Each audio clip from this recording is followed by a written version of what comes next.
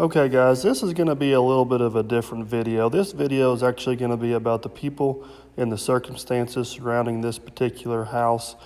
But before I get into that, I need to kind of give you just a little bit of an explanation of what's going on here. So this is not actually one of my jobs. This job was contracted to M&R Excavation. M&R is another local contractor here. And we got a very good working relationship. From time to time, he'll pitch in, give me a hand on a project, and then obviously I return the favor. So this house was severely damaged by a fire. It has a tremendous amount of structural damage inside, very weak, and it's in a very, very tight lot. One house is about 6 foot away. The other house is about 4 foot away.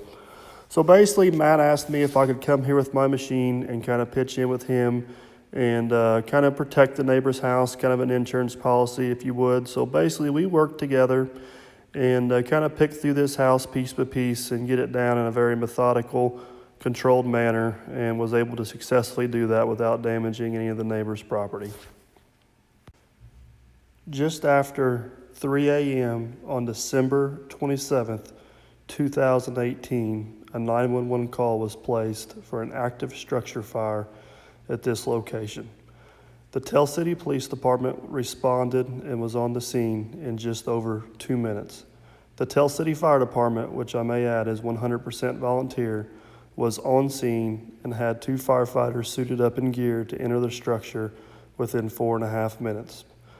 Unfortunately, there was 3 children that tragically lost their life in this fire.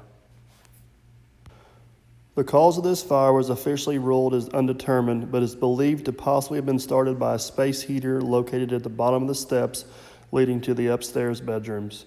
There's absolutely nothing we can do or say to ease the pain the family must have felt after losing 3 of their children.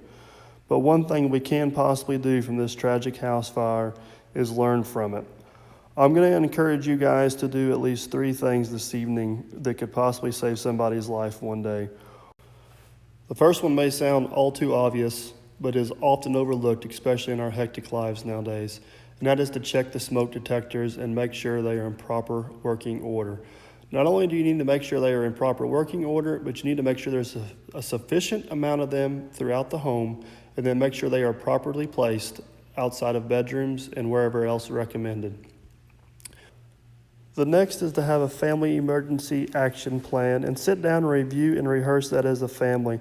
Make sure everybody in the family knows what possible escape routes are available to them in the situation of a fire, and if there's any special equipment that is required to exit as far as a fire ladder or possibly an egress window.